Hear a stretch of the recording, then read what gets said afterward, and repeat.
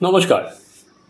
ডাক্তারদের বারবার করে এই প্রশাসন বা সরকার কেন গণশত্রু বানিয়ে দিচ্ছে? মিদনাপুর কাণ্ডের পর এই প্রশ্নটাই কিন্তু আবার সামনে চলে এলো। ইতিমধ্যে 12 জন ডাক্তারকে সাসপেন্ড করা হয়েছে এবং সেখানেই শেষ নয়, এই ডাক্তারদের বিরুদ্ধে কাজে গাফিলতির অভিযোগে এফআইআর পর্যন্ত করা হয়েছে এবং জানা নেই এরপর সিআইডি তদন্ত চলছে। তদন্তের শেষে কি হবে? এদের কি রাজ্য সরকার কাজে গাফিলতির অভিযোগে অ্যারেস্ট পর্যন্ত করবে?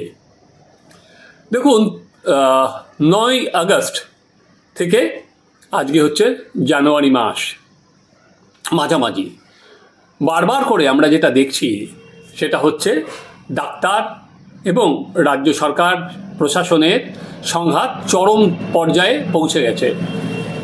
এবার যেটা হলো, বলা যেতে পারে এই মিদনাপুর কাণ্ডের পর সেটা আপনারা বলতে পারেন যে পয়েন্ট অফ প্রায় নো রিটার্নে পৌঁছে গেল এবং এই পুরো দায়ভার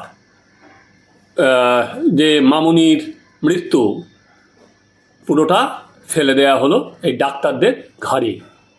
সেখানে 6 জন জুনিয়র ডাক্তার এবং 6 জন সিনিয়র ডাক্তারকে সাসপেন্ড করা হলো এবং এদের বিরুদ্ধে কর্তব্যে গাফিলতির অভিযোগ আনা হয়েছে। সেটা মুখ্যমন্ত্রীর পাশে বসে চিফ সেক্রেটারি গাফিলতির অভিযোগ পড়লেন এবং ডাক্তারদের সাসপেনশনের কথা মুখ্যমন্ত্রী ঘোষণা করলেন।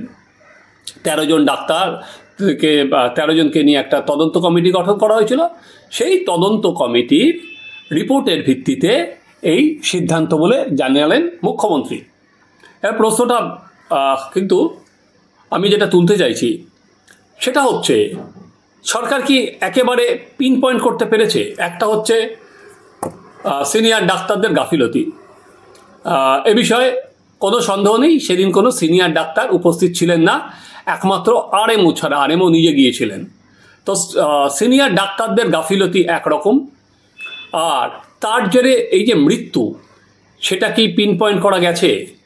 যে পোস্টমর্টম রিপোর্ট নিয়ে বাইরে যে পোস্টমর্টম রিপোর্ট জানা যাচ্ছে সেটা যেটা বলা হচ্ছে সেটা কিন্তু একেবারে যে ডাক্তারেরা বিভিন্ন জায়গায় বিশ্লেষণ করছেন যে সেপ্টিসেমিয়া থেকে যেটা হয়েছে সেটা একেবারে কিন্তু বলা হচ্ছে না যেটা যে শুধুমাত্র যে ডাক্তারদের গাফিলতি মৃত্যু, সেটা কিন্তু অন্যান্য ডাক্তারবাবু যারা বিভিন্ন জায়গায় বিশ্লেষণ করছেন পোস্টমর্টম রিপোর্টটা দিয়ে, তারা কিন্তু একবারও বলছেন না যেটা শুধুমাত্র ডাক্তারদের গাফিলতিতে মৃত্যু। কারণ যে ধরনের রক্তক্ষরণ হওয়া ছিল, বুকতে রক্ত জমা ছিল, নানা রকম বিশ্লেষণ সামনে আসছে। ফলে রাজ্য সরকার ঠিক কোন আর কি কনক্লুশনে পৌঁছালেন যে এই তদন্তে এই ডাক্তারদের সিনিয়র ডাক্তাররা না থাকার কারণে যে গাফিলতি হয়েছে তার জেরেই মৃত্যু হয়েছে? এটা কিন্তু মূল প্রশ্ন, যে এই প্রশ্নটা এই মুহূর্তে সব থেকে প্রাসঙ্গিক। সের উত্তর কিন্তু রাজ্য সরকারকে দিতে হবে, কারণ এতগুলো জুনিয়র ডাক্তার এবং সিনিয়র ডাক্তারকে সাসপেন্ড করালেই তো থেমে থাকবে না। এবার দ্বিতীয় জায়গায় আসি, সেটা হচ্ছে রাজ্য সরকার কি এতদিন স্বাস্থ্য বিভাগ বা স্বাস্থ্য প্রশাসন তারা জানতো না যে জেলা হসপিটালে কি চলে, হসপিটালগুলোর প্রশাসন কিভাবে চলছে? সেটা যিনি স্বাস্থ্য সচিব নারায়ণ স্বরূপ নিগম, তিনি কি কিছুই জানতেন না যে ডাক্তারেরা ডিউটির সময় কোথায় যান? কারণ ওখানে তো তাদের প্রশাসনের লোকজন আছেন, তারা রিপোর্ট দেননি। এটা শুধুমাত্র তো একটা হসপিটালের ছবি নন। তার 14 বছর পর ক্ষমতায় আসার পর হঠাৎ কি স্বাস্থ্য দপ্তর, যিনি প্রায় গোয়েন্দার মতো বললেন যে ওখানে ডিউটি ওনার ছিলেন না, 40 কিলোমিটার দূরে উনি অপারেশন করতে গিয়েছিলেন, তিনি কি প্রথম দিনই অপারেশন করতে গিয়েছিলেন মিস্টার নিগম? নিশ্চয়ই তাই যাননি, কারণ উনি একটা নার্সিংহোমের সঙ্গে সেখানে যুক্ত ছিলেন, যেটা দেখলাম সিআইডি গিয়ে সমস্ত ফাইল সেখান থেকে তুলে নিয়ে এসছে। তাহলে এতদিন ধরে ঘুমাচ্ছিল কেন? এতদিন ধরে টনিক নড়েনি কেন? যে টনকটা নড়েনি আমরা দেখেছিলাম অভয়ার মৃত্যুর পর, যেটা সামনে এসেছিল, তখন আমরা কি দেখলাম? এই যে দুর্নীতির অভিযোগ, যে অভিযোগে বিদ্ধ আজকে সন্দীপ ঘোষ, যে অভিযোগে বিদ্ধ যে ওখানকার আর কি তৃণমূলের ছাত্রনেতা এবং ডাক্তার আশিস পাণ্ডে, যারা আজকে গ্রেপ্তার করা হয়েছে, কেন্দ্রীয় এজেন্সি তাদের গ্রেপ্তার করেছে, তো তাদেরও তো সেই দুর্নীতির অভিযোগ সেটাও তো সামনে এসেছিল। হুইসেল ব্লোয়ার আক্তার আলী তো বারবার করে সামনে এনেছিলেন, কিন্তু তারপরেও কিন্তু আমরা দেখলাম স্বাস্থ্য দপ্তর এক ফোঁটা নড়েনি। সেই তো ছিল জাল ওষুধ, সেই তো ছিল নিম্নমানের ওষুধ, সেই তো ছিল সরকারি ওষুধ বাইরে চলে যাওয়া, সেই তো ছিল ওয়েস্ট বর্জ্য নিয়ে দুর্নীতি, সেখানেও তো ছিল আর কি পোস্টমর্টমের পর বডি হাফিজ করে দেওয়া। সেই অভিযোগ তো ছিল, সেই অভিযোগ তো সব জায়গায় পাঠানো হয়েছিল। তাহলেও স্বাস্থ্য দপ্তর নড়ে চড়ে বসেনি কেন? শেষ পর্যন্ত যখন সিবিআই তদন্তের আগে হঠাৎ করে একটা কমিটি গঠন করা হয়েছিল, যে কমিটির তার কাজ শুরু করার আগেই সিবিআই তদন্ত নির্দেশ দিয়ে দিয়েছিল হাইকোর্ট। এখানেও কিন্তু এক ছবি। একবারও দেখুন, যে ডাক্তারদের গাফিলতি আছে সেই ডাক্তারদের তাদেরই উত্তর দিতে হবে, তারা 8 আওয়ার্সের যে ডিউটি সেটা না করে কেন বাইরে গেছেন। সেই দায় সম্পূর্ণভাবে সেই ডাক্তারদেরই বহন করতেই হবে। কিন্তু তরুণ, আজ হঠাৎ করে সরকারকে নির্দেশ জারি করা হচ্ছে যে পিজিটিরা কোনো অবস্থাতেই আর কি অপারেশনের সিনিয়র ডাক্তার ছাড়া যেতে পারবেন না। তাহলে এতদিন ধরে সেটা করা হয়নি কেন? মূল প্রশ্ন তো সেটাই। সেটা এতদিন ধরে এই সরকার জানতো না যে পিজিটিরা যায়। মূল জায়গাটা উঠে আসছে। কেন বলছি? আমরা দেখলাম যে স্বাস্থ্য সচিব মুখ্যমন্ত্রীর পাশে বসে সরাসরি ক্লিন চিট দিয়ে দিলেন এক প্রকার, যে অভিযুক্ত চোপড়ার যে সংস্থা যারা স্যালাইন প্রস্তুত করেছিল তাকে ক্লিন চিট দিয়ে দিলেন। তিনি বললেন যে এটা আর কি যে ব্যাচের নিয়ে অভিযোগ উঠছে সেটা পরীক্ষা করা হয়েছে, তা আগেই সঠিক পদ্ধতিতে পরীক্ষা করা হয়েছে, তারপরেই তার অনুমতি দেওয়া হয়েছে। তাহলে যদি অনুমতি দেওয়া হয়ে থাকে, তাহলে এই ওষুধ নিষিদ্ধ করে দেওয়া হলো কেন? সেই ব্যাচের সব ওষুধ শাক দিয়ে কি মাছ ঢাকা যাবে? কারণ এর বিরুদ্ধে যে অভিযোগ এই নির্দিষ্ট সংস্থার বিরুদ্ধে, কিন্তু একদিন থেকে নয়, দীর্ঘদিন থেকে, সেই 15 সাল থেকে বলা হচ্ছে এক ডাক্তার এই স্যালাইনের বিরুদ্ধে অভিযোগ জানিয়েছেন, এবং তার ফলে সেই ডাক্তারকে সরিয়ে দেওয়া হয়, অন্য জায়গায় ট্রান্সফার করে দেওয়া হয়। ফলে এই যে দুর্নীতির যে রোগ, সেটা তো একদিনের নয়, সেটা তো বহুদিন ধরে চলছে। তারপরেও স্বাস্থ্য দপ্তর এই যে স্যালাইন এবং ইঞ্জেকশন প্রস্তুতকারক যে সংস্থা, তার বিরুদ্ধে কি তদন্ত তারা শুরু করেছে? অ্যাটল কি তাদের বিরুদ্ধে কোনো তদন্ত কোনো সময় করা হয়েছে? আমার কিন্তু এখনো পর্যন্ত কারোরই জানা নেই।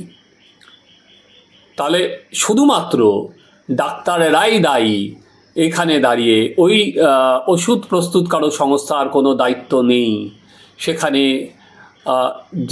যেটা সরাসরি নবান্ন থেকে প্রেসমিট করে বলে দেওয়া হলো, তাতে বললাম যে মাছ শাক দিয়ে যে মাছ ঢাকার চেষ্টা, সেটা কি মাছটা কি ঢাকা পড়ছে? কারণ অভয়ার ধর্ষণ এবং খুনের পর যে অভিযোগটা ডাক্তাররা তুলেছিল যে তাদের সেফটি নেই, স্বাস্থ্য পরিকাঠামো অচল, নিম্নমানের ওষুধ দেওয়া হয়, এবং তার জেরেই রাজ্য জুড়ে কিন্তু আন্দোলন শুরু হয়েছিল।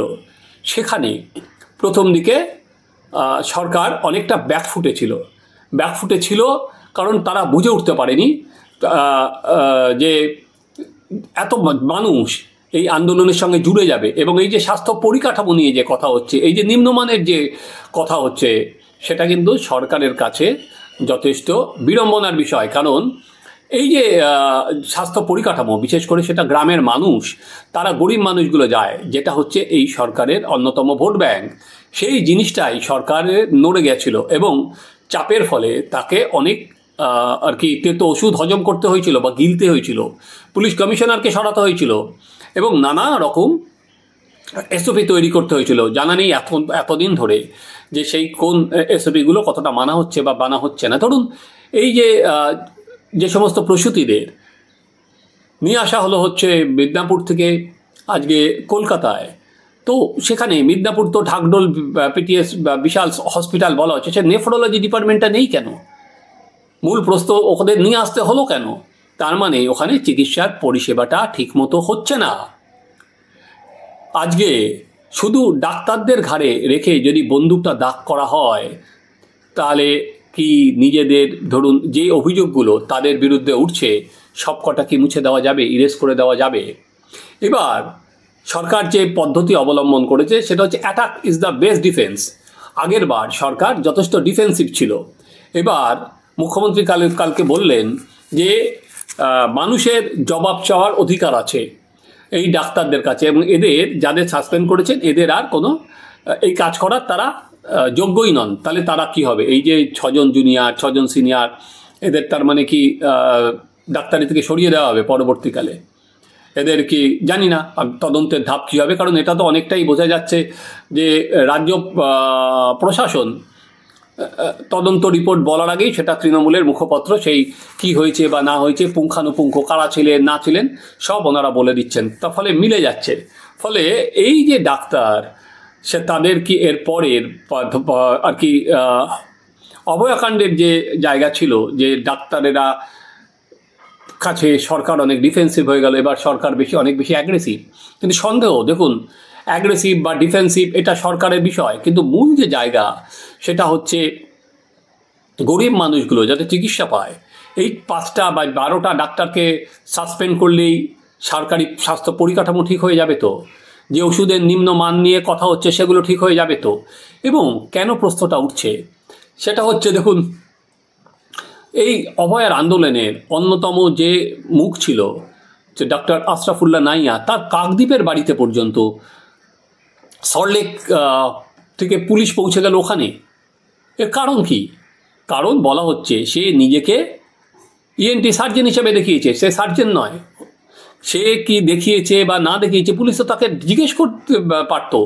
সে আরজিকর হসপিটালের ডাক্তার, তাকে ডেকে পাঠালেই সে যেত, তাকে তলব করতো। তাই বলে তার গ্রামের বাড়িতে এত পুলিশ নিয়ে গিয়ে আর কি তথ্য তালাশের তো কোনো মানে নেই। তাহলে এই জিনিসটাই উঠে আসে যে সরকার ওই সময় অভয়াকাণ্ডের সময় যে সমস্ত কাণ্ড হয়েছে, ডাক্তারদের চাপের কাছে যেবার নানা বিষয়ে নথি স্বীকার করতে হয়েছে, সেটা হজম হয়নি। সেটা এবার কি সুদে আসলে ফিরিয়ে দিতে উদ্যোগী হলো তারা।